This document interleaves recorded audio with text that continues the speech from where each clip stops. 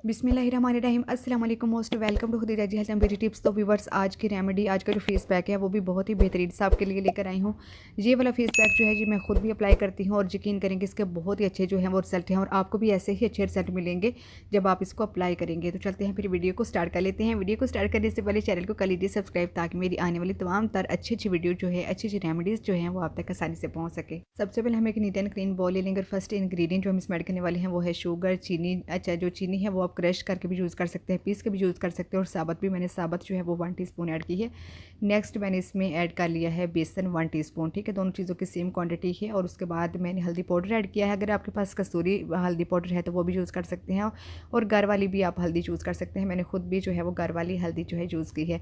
Next हम इसमें add करेंगे लेमन का रस। जो है ज़्यादा ऐड नहीं करना है, बस चंद कतरे इसके ऐड करने हैं। कुछ लोग कहते हैं कि लेमन जो होता है ये हमारी स्किन के लिए ठीक नहीं होता है, लेकिन अगर हम जस्ट लेमन को अपनी स्किन के ऊपर अप्लाई करेंगे ना, जस्ट लेमन को, तो फिर वो हमारी स्किन के लिए नुकसानदेह है। बट अगर हम उसको रेमेडीज़ में यूज़ करेंगे तो फिर वो नुकसानदेह बिल्कुल नहीं है।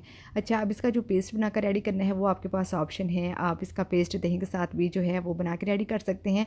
रॉ मिल्क यानी कच्चे दूध के साथ भी कर सकते हैं, रोज़ वाटर के साथ भी। मैंने जहाँ पर रोज़ वाटर लिया था और उसके साथ जो है इसका पेस्ट बनाकर रेडी कर लेना है। इस पेस्ट की जो कंसिस्टेंसी है उसका अपने खास तौर पर ख्याल रखना है कि बहुत ज़्यादा पतली नहीं होनी चाहिए कि वो जब आप इसको अप्लाई करें तो वो हमारे जो कपड़े वगैरह हैं वो मैसी हों। इस तरह की नहीं, कंसिस्टेंसी का आपने खुद खास ख्याल रख लेना है। अब इस पैक में मौजूद जितनी चीज़ें यूज़ की गई हैं उनके फ़वाइद जान लेते हैं। इसमें जो चीनी ऐड की गई है, चीनी हमारी स्किन के ऊपर बहुत अच्छा सा ग्लो लाने का काम करती है। जितने ब्लैक हेड्स होते हैं हमारी स्किन के ऊपर, वाइट हेड्स होते हैं, उनको रिमूव करने में बहुत ज़्यादा हेल्प करती है। हल्दी क्या काम करती है? हल्दी जो होती है ये हमारी स्किन पर जितनी भी छाइयाँ होती हैं, दाग धब्बे होते हैं, उनको लाइटन अप करने का काम करती है। बेसन जो होता है ये हमारे रंग को निखारने में बहुत ज़्यादा हेल्प करता है। लेमन जो होता है ये हमारे कालेपन को, टैन को रिमूव करता है। और रोज़ वाटर भी आपको पता है ये बहुत ज़्यादा बेस्ट होता है। इस पैक में जितनी भी चीज़ें ऐड की गई हैं वो सारी एक से बढ़कर एक हैं और सारी बहुत ज़्यादा बेनिफिशियल हैं।